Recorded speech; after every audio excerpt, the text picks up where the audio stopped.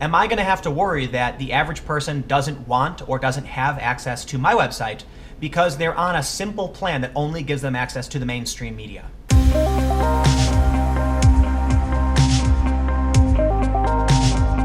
If you haven't been living under a rock, I am sure you've heard of net neutrality by now. Almost every social media website is dominated by messages that are pro-net neutrality. Basically, the entirety of Reddit right now are posts supporting net neutrality. So first, what is net neutrality? Well, it is a government regulation on internet service providers that makes them treat all data equally. That means whether you're surfing CNN or the Daily Stormer, that ISP has to deliver that information in the same capacity they would deliver any information. And in 2015, the FCC imposed rules solidifying net neutrality, as it were. Today, the FCC under the Trump administration wants to repeal these rules and go back to what it was like before 2015, allowing internet service providers to, as they put it, invest more in infrastructure, be more competitive, and supply new services to their customers. And those are the opponents of net neutrality. The proponents of net neutrality feel that internet service providers will prioritize and deprioritize certain traffic, thus making it harder for people to get certain kinds of information. Take, for instance, right now, AT&T wants to buy Time Warner. That would mean they would own CNN. The argument stands that AT&T would then prioritize CNN over all other news outlets because it's theirs and they make money off it. Now, there are big companies for and against net neutrality. Right now, the big players seem to be Google and Verizon, with Google being for net neutrality and Verizon being opposed to net neutrality. Google has a website called We Stand Together, support a #free and open internet. Join, take action to support a free and open internet, and you can send in your email, your postal code, and it talks about why they feel the internet should be competitive and open. That's how it works today and how it has always worked. It's a level playing field where new entrants and established players can reach users on equal footing. If internet access providers can block some services and cut special deals that prioritize some companies' content over others, that would threaten the innovation that makes the internet awesome. Interestingly, whenever it comes to political issues like this, both sides tend to use the same language. People who are free market libertarian, anarcho-capitalist, people who oppose the government regulation that is net neutrality, feel that this is government regulation that it's stifling, that without net neutrality, ISPs can invest and prioritize certain things. There's an argument that not everybody wants to buy a whole internet package. Some of them just want to buy certain apps, in which case they should be allowed to do that, and that's what a lot of internet service providers are arguing. But people who support net neutrality say the internet should be a utility. The data should come through regardless of where it comes from. Anybody and anywhere can go to any website for any reason. Now, Verizon is cheering the decision, calling it a light touch regulatory framework for internet services. And the sentiments were echoed by Comcast, though the cable giant said it would continue to treat all websites equally, and this is according to the Washington Post, which, as many of you know, I'm not a big fan of, but these are just statements, so we'll take them for what they are. Now look, it's a really complicated issue. It's seriously complicated. It appears like most people are in favor of net neutrality, and I'm gonna tell you right off the bat that I am as well.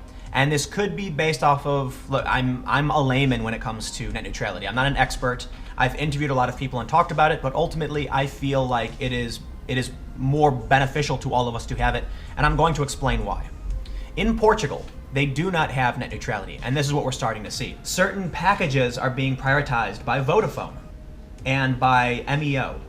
You can see that some packages allow you for only messaging, only social, only video, only music, email and cloud, and the MEO free services that they provide. And you can see in their plans, only the big players are featured in this social package, in this messaging package. It's hard to know exactly how this works and what these packages mean.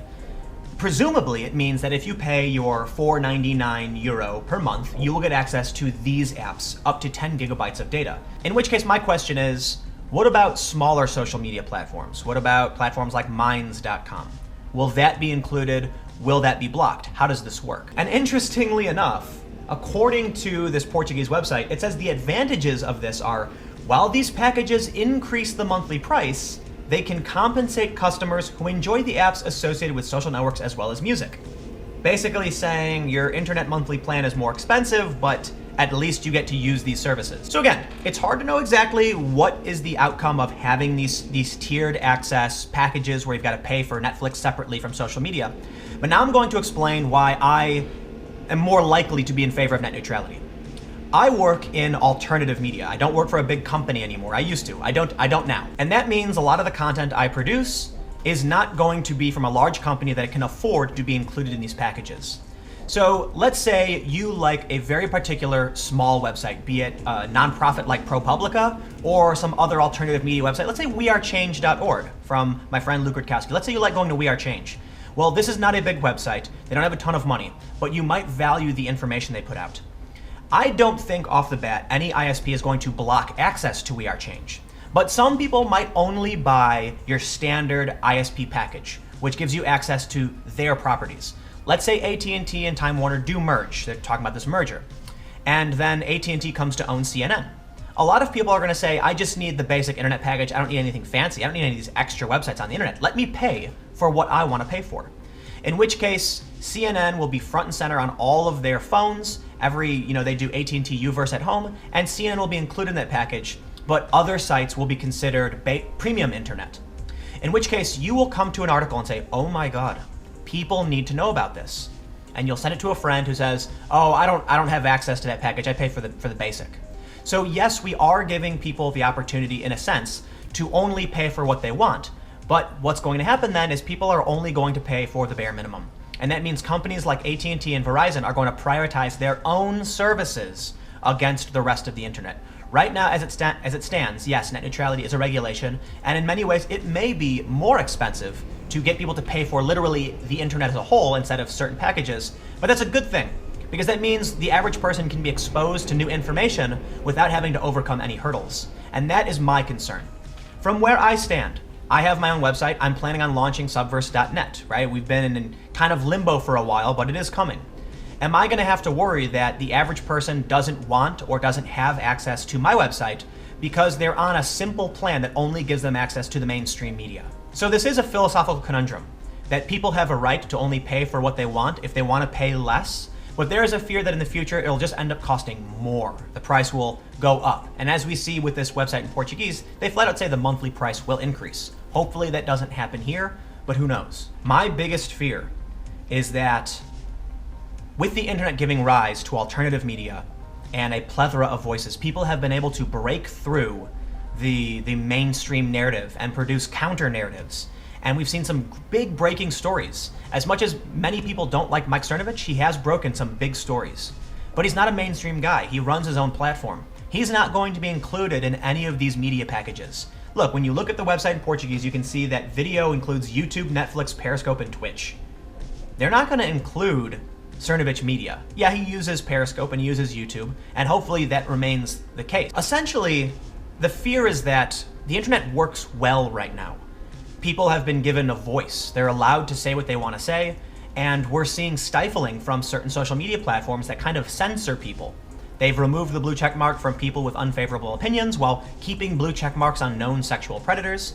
They're giving preferential treatment to certain political ideologies. We don't want to see that behavior with ISPs. If Verizon can say, we don't like this particular website because of their voice, because of the ideas they have, they can absolutely remove it. But my question is, do you think that your voice, if you're one of the people who peruse these sites, do you think your voice is going to be carried by large mainstream corporations? Or are they going to say, we don't want to have anything to do with an offensive platform, so we're absolutely not going to allow it on our service? Better yet, what happens when Verizon says, listen, YouTube, these specific channels violate our terms of service, and we're not going to host your data unless you remove them? Because we've already seen that happen with internet service providers, with domain service providers, domain hosting companies telling certain websites, certain individuals that you can't have your website on our platform because it would violate our terms of service. And even scarier, payment processing companies have told social media websites, we won't process money through your site for you unless you remove this person for hate speech. Look, I'll just say it. I have no idea what's going to happen. A lot of people believe that come December 14th, these rules will be replaced. And we're going to go back to what it was like in 2014 before the rules were put in place. I don't think the internet was particularly bad back then. But I am concerned that we start laying the groundwork for a future in which we have cable-like internet. Again, we've seen it happen. We're seeing it happen right now in other countries, in which case I lean towards net neutrality is probably a good thing. Now, the reason why Google favors net neutrality is very simple. Google makes money off of advertisements, which means the more people who have access to the internet, the more ads they can serve. But not only that, they data mine individuals for their ad platform, which means the more people that are using it, the more data they can collect and the more data they can sell to advertisers and to any interested party. Google needs the internet to be free, which is probably why Google Fiber came out at a very, very competitive price, forcing the market to shift. Google wants everyone to be online. Internet service providers make money off of connecting people to the internet, not selling ads. In which case, if Verizon, AT&T, and other internet service providers like Comcast or Time Warner can dictate what data they prioritize, they can tell Google straight up, you know what? We don't think we want to serve you at a nominal rate. We want to put you on the basic plan. Now, people are saying that it's very unlikely that the internet service providers are going to throttle internet. You're right, they probably won't, but I'll tell you what will happen. Internet service providers are going to build the fast lanes for their preferential customers, and then in 10 years, when they haven't upgraded the base tier, people are going to rather be on the faster internet, which provides CNN as a staple. Because CNN can afford to go to Verizon and say, Verizon, how much do you want for us to appear on your speed lane, in your fast lane? And Verizon's going to say, you pay us X. But smaller alternative media companies, smaller startups aren't going to be able to do that. And then what happens? Well, people will have the basic high-tier internet package, not the greater internet package. And when you want to share your story from your website or from your alternative platform, they're not going to have access to it. You're going to say, Dad, Mom, brother, sister, check this story. You need to read it. And they're going to try and load it on their phone and say, it won't open. Oh, I don't have that package. I can't see it. Sorry. Now let me end by saying this. I don't know if I'm right. There's very few issues that I really ever take a stance on, but free expression and free speech are one of the things I am adamantly in support of, simply because my job could not exist without these things. And as I've explained in great detail, I'm worried that a future without net neutrality means a future without alternative media. And God forbid I ever have to go work for a large corporation that's dictated by special interests ever again. That's what I'm scared of, that in 10 years, they're gonna say, look, the average person on their phone only has access to the mainstream media, and if you want to work in media, you've got to work for those companies because no one else is paying for special access to the greater internet. I'm mostly on the fence on the issue, but I lean a little bit towards in favor of net neutrality for those reasons. So let me know what you think. Am I wrong? And if I am, why am I wrong? Do you support or oppose net neutrality? We'll keep the conversation going. You've heard my reasons for why I believe in it, but like I said, I don't think I'm the smartest person in the world. I don't think I'm always right, and I could be wrong. So if you disagree with me, let me hear what you have to say, because yes, I do read the comments. If you want to support my work, you can go to timcast.com/donate. Give whatever you'd like or give nothing at all. My videos are always free and available every day at 4 p.m. And you can follow me on Twitter @timcast for breaking news and live streams from around the world. Let's keep our eyes on this story. We'll see what happens. I don't think there's going to be any immediate jeopardy in the future. Even if these rules are repealed on December 14th, it's not the end of the world. There's opportunity for action from activists, and I think ultimately things will work out. But there's a lot to worry about, and there's a lot of opportunity at the same time. So again, let me know what you think, and I'll see you all tomorrow.